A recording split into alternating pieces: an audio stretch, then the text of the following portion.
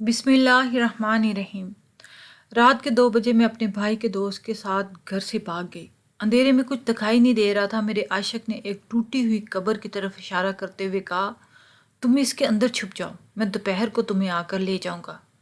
میں نے ٹوٹی ہوئی قبر کے اندر 15 دن اپنے عاشق کا انتظار کیا، لیکن وہ نہ آیا۔ پھر ایک دن ایک پولیس والے نے مجھے بہت بری حالت میں قبر سے نکلتے ہوئے دیکھ لیا، اور پھر میں اس پولیس والے کے ساتھ۔ ان دنوں دیہات میں تعلیم عام نہ تھی۔ فروز بھائی نے اسی سبب راجن پور بوائے اسکول سے میٹرک کیا تھا۔ اس وجہ سے میرے بھائی کی ہمارے گاؤں میں بہت عزت تھی۔ قریبی بستیوں سے بھی ہر کوئی فروز بھائی سے چٹھی لکھوانے اور پڑھانے آتا۔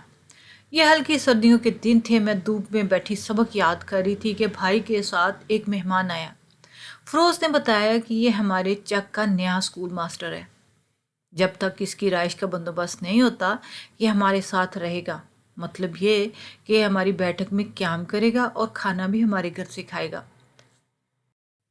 چک والوں کے دلوں میں ایسے تعلیم یافتہ لوگوں کے لیے بہت عزت اور احترام ہوتا تھا، اور وہ ان کی مہمانداری کو اپنے لیے اعزاز اور فخر کی بات سمجھتے تھے۔ اس ماسٹر کا نام عبد المجید تھا۔ عبد المجید صاحب کی دوستی بھائی فروز سے ہو گئی۔ ہماری بیٹھک خالی پڑی ہوئی تھی۔ جدھر کو بیٹھک تھی ادھر صحن اور غسل خانہ بھی الگ تھلگ بنا ہوا تھا، لہٰذا ہم گھر والوں کو ماسٹر کے ادھر قیام پذیر ہونے سے کوئی مسئلہ نہیں تھا۔ یوں یہ ویران بیٹھک سال بھر تک ماسٹر مجید کی قیام گاہ بنی رہی۔ وہ اب ہمارے گھر کا ایک فرد بن چکا تھا۔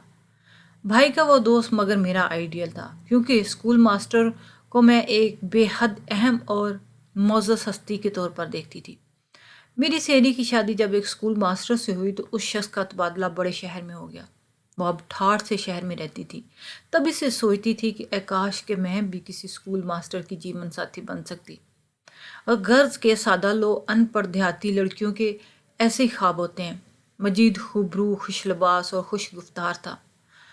جو وہ سفید کلف لگا کر کرتا شلوار پہن کر گاؤں کے اسکول کو روانہ ہوتا تو مجھ کو اپنی کسی سہانے خواب کی تعمیر لگتا۔ میرا دل بھی اس کے ساتھ ہو لیتا، اور جب تک وہ واپس نہ آتا میں بے دل بے کار سی گھر میں ادھر ادھر پھرا کرتی۔ میں نے تیزی سے چوتھی جماعت کی اردو کی کتاب ختم کر لی اور اب 5ویں کا کورس پڑھ رہی تھی۔ 5ویں جماعت میں بورڈ کا امتحان دینا لازمی تھا، لہٰذا فروز بھائی نے ابو سے اجازت لی کہ اس کو بورڈ کے امتحان کی تیاری شام کے وقت مجید سے کروا دیا کریں گے۔ والد صاحب نے نہ چاہتے ہوئے بھی اجازت دے دی، کیونکہ وہ مجید کا مشاہدہ کرتے رہتے تھے۔ ان کو یقین ہو گیا تھا کہ ایک نیک چلن ماسٹر ہے، اس پر بھروسہ کیا جا سکتا ہے، اور یہ ہماری آنکھوں کے سامنے سائرہ کو پڑھا دیا کرے گا۔ پہلے صرف میرے دل میں اس کے لیے پسندیدگی کے جذبات تھے، رفتہ رفتہ اس کی طرف سے بھی جھکاؤ ہوا، تو بالآخر یہ پسندیدگی دونوں طرف سے گہری ہونے لگی۔ ہماری محبت دلوں تک رہی۔ یہ خاموش محبت بے زبان اور پاکیزہ تھی، اس میں بری نیت کو دخل نہ تھا۔ وہ مجھ کو نیک نیتی سے اپنانا چاہتا تھا، اور میں بھی والدین کی رضا اور ان کی دعاؤں کی چھاؤں میں اس کی بن جانا چاہتی تھی۔ مگر ہمارے درمیان میرا بھائی سب سے بڑی رکاوٹ۔ وہ بے حد جذباتی تھا۔ جہاں وہ مجھ سے محبت کرتا، وہاں میری محبت کے معاملے میں اس کے جذبات بہت نازک تھے، کیونکہ ہمارے ہاں غیرت کا مسئلہ ایسا تھا کہ اگر اس کو میرے خیالات کا علم ہو جاتا تو وہ ہم دونوں سے زندہ رہنے کا حق بھی چھین لیتا۔ تبھی بھائی کا خوف مجھ پر ہمہ وقت طاری رہا کرتا تھا۔ میں نے 5ویں پاس کر لی اور 6ٹھی کی کتابیں منگوا لیں۔ تب بھی ایک روز یہ انکشاف ہوا کہ بھائی اگلے گاؤں ماموں کے بیٹے کے ساتھ میری بات پکی کر آیا۔ اسی ماموں کی بیٹی فروز بھائی کی منگیتر تھی۔ جب مجید کو میں نے بتایا تو وہ ہکا بکا رہ گیا۔ بھائی سے کچھ کہنے کی تو اس میں ہمت نہیں تھی۔ انہی دنوں والد صاحب کو کھیت میں سانپ نے ڈس لیا۔ مجید اور فروز بھائی ان کو شہر کے ہاسپٹل لے گئے، مگر یہ سانپ بے حد زہریلا تھا۔ اس کا ڈسا پانی بھی نہ مانگتا اور جاں بحق ہو جاتا۔ فروز بھائی ابا کو نہ بچا سکے۔ ان کا گلا بند ہو گیا تھا، سانس ختم ہو گئی تھی۔ انہوں نے ہاسپٹل پہنچنے سے پہلے ہی راستے میں دم دے دیا۔ والد کی وفات کو 3 ماہ گزر گئے تھے کہ شادی کی تاریخ طے کر لی گئی۔ چاند کی پہلی کو میری برات آنے والی تھی۔ اب تو میری آنکھیں دریا سے سمندر بنتی جا رہی تھی۔ گھر والے سمجھتے کہ باپ کی وفات کا صدمہ مجھے دن رات رلاتا ہے، مگر میں تو دوہرے صدمے سے زار زار ہوتی تھی۔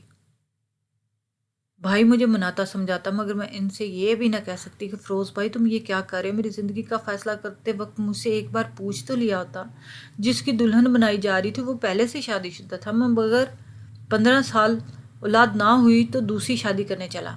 اکرم عمر میں مجھ سے 30-40 سال بڑا تھا، اور فیروز بھائی کو اس کی بہن سکینہ سے محبت تھی، کیوں نہ ہوتی، وہ بچپن سے بھائی کی منگ تھی۔ اب اکرم نے یہ شرط رکھ دی کہ سکینہ کی شادی فیروز سے تب بھی ہو سکتی ہے اگر وہ اپنی بہن سائرہ کی شادی مجھ سے کر دے۔ یعنی پھر وہی ہمارے دیہاتیوں کی وٹے سٹے کی رسم جس کو بید ہماری دھرتی کی ہزاروں لڑکیاں چڑھتی آ رہی تھیں۔ ابا ہوتے تو شاید میری قسمت یوں نہ پھٹتی۔ اماں بھی اس رشتے کے حق میں نہ تھی۔ بے شک اکرام ان کا سکا بھانجا تھا، لیکن میری اور اس کی عمر میں بہت فرق تھا۔ جوں جوں شادی کے دن قریب آتے جا رہے تھے میرا دم گھٹتا جا رہا تھا۔ سمجھ میں نہ آتا کہ کس طرح بیٹھک میں مجید کو پیغام بھجواؤں، کیونکہ اب میں نے اسے پڑھنا بند کر دیا تھا۔ ایک بیٹھے بیٹھے ذہن میں یہ ترکیب آئی کہ کیوں نہ میں اپنے پالتو کتے کو اپنا پیغام رساں بنا لوں۔ ہمارے گھر ایک پالتو کتا تھا جو مجید سے مانوس تھا، کیونکہ یہ مجید کی عادت تھی کہ جب وہ کھانا کھاتا ہمارے پالتو کتے کو پچکار کر کچھ نوالے ڈال دیتا۔ آج دوپہر جب میں نے مجید کا کھانا بیٹھک میں بھجوایا تو کتے کے گلے میں دھاگے میں ایک پرزہ بھی پرو کر ڈال دیا۔ ملازمہ نے مجید کو کھانا دیا تو کتے کو بھی خوشبو نے اس کے پاس بیٹھک میں پہنچا دیا۔ میں صحن میں ٹہل کر کتے کی واپسی کا انتظار کرنے لگی۔ دل بری طرح دھک دھک کر رہا تھا کہ اگر مجید کا دھیان کتے کے گلے پر زنجیر پر کے ساتھ لٹکا دھاگے کی طرف نہ گیا تو یہ محبت کا قاتل طویل ضرور کسی اور کے ہاتھ لگ جائے گا۔ تب بہت برا ہوگا، کیونکہ آج میں نے ایک انہونا قدم اٹھایا تھا۔ میں نے مجید کو لکھا تھا کہ آج جب رات کا 1:30 بجے تم ہمارے جانوروں کے باڑے میں آ جانا۔ میری نگاہیں اس دیوار کی طرف لگی ہوئی تھیں جدھر کو بیٹھک تھی۔ صحن میں کھڑی سانسیں گن رہی تھی کہ کتا واپس آ گیا۔ اس کے گلے پر پرزہ موجود تھا جو زنجیر کے ساتھ لپکے دھاگے میں جھول رہا تھا۔ میں نے پیار سے کتے کی کمر پر ہاتھ رکھا، وہ سکون سے بیٹھ گیا۔ کاغذ کے پرزے کو اس کے گلے سے نکالا، پیغام بدل چکا تھا۔ مجید نے لکھا تھا کہ میں ضرور آؤں گا، انتظار کرنا۔ رات کا 1 بج گیا تو میں دبے قدموں صحن میں نکلی۔ گڑھے سے پانی نکال کر پیا۔ برابر میں وہ دروازہ تھا جدھر سے گزر کر جانوروں کے باڑے کو جاتے تھے۔ کتے نے میری بھو سونگھ لی، میری جانب لپکا۔ میں نے اس کی کمر پر پاؤں رکھ دیا، جس کا مطلب تھا کہ میں کوئی غیر نہیں، شانت ہو جاؤ۔ وہ دبک کے بیٹھ گیا، بونکا بھی نہیں۔ تھوڑی دیر تک میں سہمی سی باڑے میں پڑی چارپائی پر بیٹھی رہی۔ وہ کتا جو ہمارے جانوروں کا رکھوالا تھا، اس کو میرے یہاں بیٹھنے میں کوئی اعتراض نہ تھا، وہ پرسکون تھا۔ تبھی قدموں کی چاپ ہوئی، اس کے کان کھڑے ہو گئے۔ میں نے اس کو مزید پرسکون رہنے کا اشارہ کیا، اپنے پاؤں سے اس کی کمر کو سلیایا۔ وہ جان چکا تھا کہ آنے والا کوئی غیر نہیں، اس کو روزانہ تروانے کھلوانے والا اپنا مجید ماسٹر ہی ہے۔ اب اس کی کیا مجال کہ کیوں کر جاتا۔ آتے ہی مجید نے جلدی سے مطلب کی بات کی، کہو کیا کہنا ہے۔ میں نے بھی حال کہنے کو وقت کیسے آ جانا، اور مطلب کی بات پہ آ گئی۔ مجید کیا تم کچھ کر سکتے ہو میرے اور اپنے لیے، یا پھر میں اس 50 سال ادڑ عمر کی لائی ڈولی میں بیٹھ کر اس کے گاؤں چلی جاؤں؟ کیا تم میں کچھ ہمت ہے، مجھے مرنے سے بچا سکتے ہو؟ تمہارے بھائی کا مجھ کو لحاظ ہے کہ وہ میرا دوست ہے، مجھ پر بھروسہ کرتا ہے، ورنہ ضرور تم کو حاصل کر لیتا۔ اچھا تو پھر تو لحاظ ہی کرتے رہ جانا، میں تو قربان ہو جاؤں گی، تم بعد میں پچھتاؤ گے۔ یہ کہہ کے رونے لگی۔ وہ گھبرا گیا، کہنے لگا اب لوٹ جاؤ، کل دیکھیں گے۔ اس وقت جہاں ہمارا ہونا ٹھیک نہیں، اگر یہاں بات کرنا ٹھیک نہیں ہے تو کل رات کو جب چاند اس کھجور کے درخت کے اوپر ہو، تم سامنے والے کھیت میں اسکول کی دیوار کے پاس مجھ سے بات کرنے آ جانا، ٹھیک ہے؟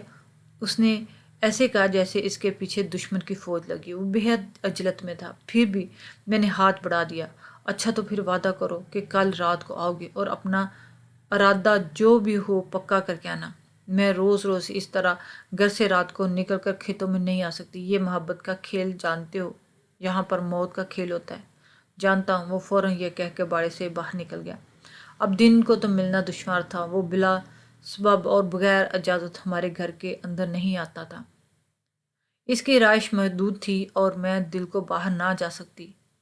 گھر کے اندر اس کے آ جانے پر بھی بلا سبب اسے گھر والوں کے سامنے مخاطب نہیں کر سکتی تھی۔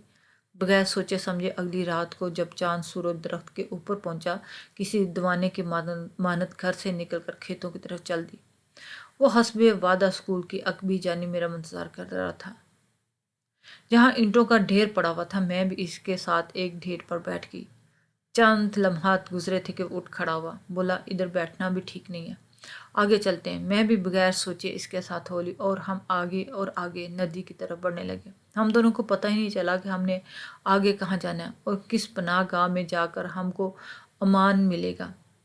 ہم یوں ہی بنا کچھ کلام کیے ایک پہر تک چلتے گئے، یہاں تک کہ نزدیک قبرستان تک پہنچ گئی۔ سامنے ایک اور بستی تھی، مگر ہم اس وقت اس بستی میں بھی داخل نہیں ہو سکتے تھے۔ سب سے بڑا خطرہ اگلی بستی کے وہ کتے تھے جن کے لیے ہم اجنبی تھے، اور وہ ہماری بو سونگھ کر ساری بستی کو شروع کر کے جگا دیتے۔ ہم ان کتوں کی خصلت سے واقف تھے۔ کتے کے گھرانے کی دیر تھی کہ کئی اکٹھے ہو کر بھونک بھونک کر آسمان سر پر اٹھا لیتے۔ میں کنارے پر پڑے ایک پتھر پر بیٹھ گئی۔ اب چلا نہیں جاتا۔ چاند کی روشنی مدھم ہو چکی تھی اور مجید کے ہاتھ میں جو ٹارچ تھی وہ بھی مدھم سی روشنی ہوتی گئی۔ اب جدھر جانا، میں نے لمبے سانس لیا۔ یہ تو مجھے بھی نہیں معلوم، تو پھر چلے ہی کیوں تھے؟ میں نے شکوہ کیا۔ تم ہی نے تو کہا تھا کہ میرا ساتھ دو، سو میں تمہارے ساتھ دینے کو چل پڑا۔ اس کا جواب بے وقوفانہ لگا۔ اچھا تو اب کیا کرنا ہے؟ کیا واپس چلیں؟ واپس جاتے صبح ہو جائے گی، کہیں ایسا نہ ہو کہ ہم پکڑے جائیں۔ اچھا ایسا یہ سامنے جو ٹوٹی ہوئی کوٹھری سی نظر آ رہی، اس میں چل کر بیٹھتے ہیں اور آگے کی سوچتے ہیں۔ راستے سے اٹھ کر ہم سامنے نظر آتی کوٹھری کی طرف چل دیے۔ کچھ دور چلنا پڑا۔ یہ کوٹھری نہ ہی ایک چھپر تھا جس کے اندر قبر بنی ہوئی تھی، کوئی بہت پرانی قبر جس کے وارث شاید اب یہاں آنا چھوڑ چکے تھے۔ تبھی قبر کے سراہنے بڑا سا شگاف تھا۔ مجید نے روشنی ڈالی۔ شگاف میں گھر نظر آیا، گویا کہ یہ پرانی قبر تھی اور اس شگاف کے اندر کسی قسم کے جانور دھوپ سے بچنے کے آرام کرتے ہوں گے۔ اب مجھے خوف آنے لگا۔ میں نے کہا یہ کوٹھری نہیں، یہ تو قبر ہے۔ وہ بولا تو اس میں تھوڑی دیر آرام کر لیتے ہیں۔ مجھ کو جھرجھری سی آ گئی کہ قبر میں تھوڑی دیر کو آرام کیا جاتا ہے تو مرنے والوں کی آخری آرام گاہ ہوتی ہے۔ ہم باہر ہی ٹھہرے رہے یہاں تک کہ صبح کی روشنی نمودار ہونے لگی۔ مجید بولا میرا وقت پر اسکول پہنچنا ضروری ہے، ورنہ ہم دونوں کو ایک ساتھ غائب ہونے سے وہ سمجھ جائیں گے کہ ہم اکٹھے بھاگے ہیں۔ مجھے جانا ہی ہوگا اور میں کیسے واپس جا سکتی تھی؟ تم اس گھڑے میں بیٹھ جاؤ، میں اسکول کی چھٹی کے بعد یہاں آ کر تم کو لے جاؤں گا۔ مجھ کو اپنے کانوں پہ یقین نہ آ رہا تھا کہ مجید کہہ رہا تھا کہ مجھے، مگر پھر سوچا کہ یہ وہ صحیح کہہ رہا ہے اور اس کے سوا کوئی دوسرا راستہ نہیں۔ میرا ڈر دور کرنے کے لیے میرے سامنے اس قبر میں اترا۔ وہاں ایک بچھونی اور تکیہ پڑا ہوا تھا، پانی کا گلاس اور مٹکا بھی رکھا ہوا تھا، گویا کسی مست مولوی یا کسی درویش کا ٹھکانہ تھا جو کبھی یہاں آ کر پڑ جاتا ہوگا۔ اس رات تو یہ ٹھکانہ خالی تھا۔ چھوٹے سے مٹکے میں پانی بس تھوڑا سا تھا۔ صبح کی روشنی پھیلنے لگی۔ مجید مجھے تسلی دے رہا تھا، کہنے لگا کہ ذرا سی دلیری کا ثبوت دو۔ میں نے اس گڑھے میں اتر کر دیکھا، اندر سے صاف ہے اور بیٹھنے کی جگہ ٹھیک ہے۔ تم شام تک اس میں رہ جاؤ، میں شام سے پہلے آ کر تم کو نکال کے لے جاؤں گا اور تب تک تم کو کہیں چھپ کرنے کا بندوبست بھی کر لوں گا، کوئی نہ کوئی محفوظ راستہ نکال لوں گا۔ میں تو خوفزدہ تھی۔ اس نے سمجھایا کہ میں واپس گاؤں نہ گیا تو تمہارے بھائی کو شک ہو جائے گا۔ صبح نمودار ہونے میں گھنٹہ ڈیڑھ باقی ہے۔ مجھ کو بھاگ کر پہنچنا ہے، ورنہ پکڑے جانے موت کو آواز دینے جیسا ہی ہے۔ اب میرے لیے اس کے سوا کوئی چارہ نہیں تھا کہ زندہ قبر میں اتر جاؤں۔ اس نے مجھے ٹارچ اور ماچس دے دی اور چلا گیا۔ چاندنی رخصت ہو چکی تھی، صبح صادق کا وقت تھا۔ اندر دیا رکھا ہوا تھا جس میں تیل بھی موجود تھا۔ اوپر سے قبر کشادہ مگر اندر سے ٹھیک تھی۔ ممکن ہے یہ بستی کے بدماشوں کا بسیرا ہو۔ میں نے سوچا کیوں نہ فرش صاف ستھرا ہے اور چٹائی کا ایک ٹکڑا بھی بچھا ہوا ہے۔ مجید مجھے تسلیاں اور ڈھارس دے کر چلا گیا۔ وہ 15 منٹ میرے ساتھ بیٹھا رہا تاکہ میرے دل سے خوف نکل جائے کہ قبر میں ابھی تک اندھیرا تھا۔ کوئی اور وقت ہوتا تو میں مر جانا پسند کرتی، مگر یہاں ایک منٹ رہنا پسند نہ کرتی۔ برا محبت کے اس بھوت کا کہ اس کی خاطر انسان جیتے جی قبر میں اتر جاتا ہے تو تعجب کی بات نہیں ہوگی۔ مجید تو چلا گیا۔ حیران ہوں کہ میں کیسے اس وقت صبح صادق کے ہلکے اندھیرے میں اس گھڑے میں بیٹھی رہ گئی، اس ہولناک سناٹے میں، اتنی دہشت ناک ماحول میں، اتنے بھیانک قبر کے اندھیرے میں، روحوں کے اس شہر خاموشوں میں تنہا تنہا اپنے خدا کو یاد کر کے عاجزی سے دعا کرتی رہی۔ اب تو ڈر کی لہر سے دل میں اٹھ رہی تھی اور میں مجید کے تصور کی روشنی کو اپنے ارد گرد محسوس کر کے خوف کے بھوتوں کو خود سے دور رکھنے کی کوشش کر رہی تھی۔ کیا قیامت کا دن تھا جو اللہ اللہ کر کے تمام ہوا صبح سے شام تک اللہ تعالیٰ نے سارے عالم پر سورج کا نور پھیلا دیا۔ کچھ روشنی کی کرنیں مجھ تک بھی آئیں۔ تمام دن تنگ سی کوٹری میں قید رہی جس کا 3/4 دھانا ایک بڑے پتھر سے مزید ڈھانپ کے گیا تھا، تبھی سانس لینا دشوار ہو رہا تھا۔ شام ہوئی تو پھر سے آنے والا اندھیرا کا تصور جان لینے لگا۔ جی چاہتا تھا کہ یہاں سے نکل کر بھاگ جاؤں، چاہے کسی بستی والے کے ہاتھ آ جاؤں، کوئی اچھا انسان مل جائے گا تو گھر لے جانے کی پناہ دے دے گا۔ مگر مجید کے وعدے سے مجبور تھی، جس نے کہا تھا کہ میں شام کو ضرور آ جاؤں گا۔ ہمت اور حوصلہ نہ ہار دینا، ہر حالات میں میرا انتظار کرنا۔ میری حالت اس پرندے کی مانند تھی جس کی قفس کا در کھلا تھا مگر اڑنے سے معذور تھا۔ رات آئی اور گزر گئی۔ کیا بیان کروں کیسی بھیانک رات مجھ پر گزری۔ تمام رات خوف سے گشت و خون میں گزری، ایک لمحے کو آنکھ نہ لگی صبح ہوگی مگر مجید نہ آیا۔ دل بہت گھبرا رہا تھا، سوچا کہ شاید مجھ کو کہیں لے جا کر چھپانے کا ٹھکانہ ڈھونڈنے میں وقت لگ گیا ہوگا۔ پھر میرے بھائی اور گھر والوں میں موجود رہ کر ان کو بھی تو یہ باور کروانا تھا کہ میرے گمشدہ ہونے پر اس کا کوئی ہاتھ نہیں، اس کی غیر موجودگی اس بات کی چگلی بن سکتی تھی۔ سوئے احتیاطاً وہ نہ آیا ہو کہ کسی کا پیچھا کیا تو راز کھل جائے گا۔ اب تک تو بھوک نے بھی ستایا تھا، خوف سے بھوک سے بھی مر گئی تھی۔ دوپہر سے سحر ہو گئی، دم تھا کہ گھٹا جا رہا تھا، آنکھوں سے آنسو بہنے لگے۔ خدایا یہ کیا مجھے بیٹھے بٹھائے عشق کا سودا سما دیا، اور میں نے یہاں مردوں کی بستی میں بسیرا کیا۔ میں دوپہر کو ایک سایہ قبر کے دہانے نظر آیا تو دل دھک دھک کرنے لگا، ہلکی سی قدموں کی آہٹ ہوئی، دل تھام لیا۔ مجید ہولے سے بولا کہ میں آ گیا ہوں۔ وہ قبر میں اترا تو مجھے بھی ہوش آیا۔ کڑے وقت کا انتظار ختم ہوا، مجید میرے لیے کھانا اور پانی لایا، ہم ساتھ میں کھانا کھایا، پھر میں چلنے کو تیار ہوئی، اس کے ہاتھ جوڑوں کہ خدارا آج کا دن اور ٹھہر جاؤ، وہاں گھر اور چک میں تمہارے غائب ہونے سے کہرام برپا ہے۔ تیرا بھائی بہت غضبناک ہے، ابھی تک مجھ پر شک نہیں کیا کیونکہ میں وہاں موجود تھا، اس کے دل میں میرا اعتبار بیٹھ جانے دو، اگلے 1-2 دن تک ہم نکل جائیں گے۔ ابھی میں تمہارے ٹھہرنے کا کوئی انتظام بھی نہیں کر پایا۔ مرتی کیا نہ کرتی، میں سر پکڑ کے بیٹھ کے سنتے تھے کہ قبر میں سانپ بچھو ہوتے ہیں، لیکن یہاں سانپ بچھو نہیں تھے۔ ہاں مگر اس لمحے مجھے پر سانپ بچھو بن کر حملہ کر رہے تھے۔ اب اور کیا کہوں، قصہ مختصر اسی طرح دلاسوں اور 15 دن اس قبر میں زندہ دفن رہی۔ کسی رات موقع نکال کر وہ میرے پاس ٹھہر جاتا اور مجھ کو باہر ٹہلنے لے جاتا، 3 وقت کا کھانا 1 وقت میں دے جاتا اور ساتھ تسلیاں بھی۔ بس آج کل مسئلہ حل ہو جائے گا، میں تمہاری بستی سے تبادلہ کروانے لگا ہوں۔ مجید روز رات کو مجھ سے ملنے آتا اور اپنا جھوٹا پیار مجھ میں شاور کرتا ہے۔ یہ تو شکر ہے اب تک کوئی اس ٹوٹی قبر کا وارث اور سابقہ مکین نہ آیا۔ چھوٹی بستیوں میں قبرستان کے لیے زمین بھی تنگ نہیں ہوتی، لہٰذا لوگ نئی جگہ قبر کھود لیتے ہیں اور اپنے مرنے والوں کو پیاروں کو ٹوٹی کی قبروں میں دفنانے کے بارے میں نہیں سوچتے، لہٰذا اس طرح جہاں بھی تھی کسی کا دھیان نہیں گیا۔ مجید بزدل تو مجھے اس قبر سے نہ نکال سکا مگر ایک اور شخص وسیلہ بنا اس عذاب سے چھٹکارے کے لیے۔ ایک روز صبح صادق کے وقت کسی ضرورت سے میں قبر سے باہر نکلی تو گشت کرتا ہوا ایک سپاہی کی مجھ پر نظر پڑ گئی۔ وہ سرکاری کام سے جا رہا تھا، ادھر سے گزرا تو اس نے مجھ کو گھڑے سے نکلتے دیکھ لیا اور اپنی سائیکل کا رخ سامنے کر دیا اور مجھے آ گھیرا۔ میری تو حالت بری تھی، کب سے نہائی نہ تھی، ہاتھ پاؤں بھی مٹی مٹی ہو رہے تھے، اگرچہ مجید نے بالٹی لوٹے کا انتظام کیا ہوا تھا، پھر بھی قبر تو قبر ہوتی ہے۔ وہ بولا تو عورت ہے یہ جو ڈائن قبروں میں گھسی پھرتی ہے۔ تبھی میں پھوٹ پھوٹ کر رونے لگی، سارا قصہ ہچکیوں میں سنا دیا۔ وہ بھلا مانس تھا، اس کو مجھ پہ ترس آ گیا، بولا لعنت بھیج اس مرد پر، وہ مرد ہی نہیں، کوئی مرد وہ ہے عورت کے ساتھ شادی کرے، اس طرح نہیں کرتے، تو اب نکل ادھر سے اور چل میرے ساتھ۔ میں نے کہا ہاں میں چلتی ہوں اور بھروسہ کرتی ہوں، لیکن مجھ کو تھانے مت لے جانا، بے شک یہاں ہی گولی مار کر اس گڑھے میں پھینک دو، دور رسوائی کے ساتھ اپنوں کا سامنا کرنے کا حوصلہ نہیں مجھ میں۔ میں نے کچھ ایسی بے بسی سے منت کی کہ اس نے مجھ پر ترس کھا لیا اور مجھے تھانے لے جانے کے بجائے گھر لے گیا۔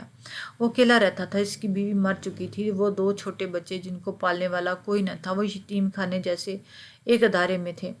بچوں کا وہ ادارے والوں کو خرچہ دیتا مگر چاہتا تھا کہ ان بچوں کو کوئی ماں مل جائے جو ان کو پالے۔ اس نے مجھ سے وعدہ لیا کہ تم میرے بچوں کو پیار دینا، میں تم سے نکاح کرنے کے تیار ہوں۔ سو اس طرح 2-3 ماہ کے بچوں کو ماں مل گئی اور مجھ کو ایک شریف انسان کا ساتھ مل گیا، ایک گھر کی چھت، عزت کی زندگی، اور اس نے مجھ کو پناہ دی، مجھ سے نکاح کیا، اور میں نے اس کے بچوں کو ممتا کا پیار دیا۔ اس کے بعد میں نے کبھی مجید کا ذہن میں خیال نہیں لائی، جس نے مجھے قبر میں زندہ اتار دیا۔ صد شکر کہ احسان مجھ کو ملا۔ وہ ایک پولیس والا ضرور تھا، مگر برا پولیس والا ہرگز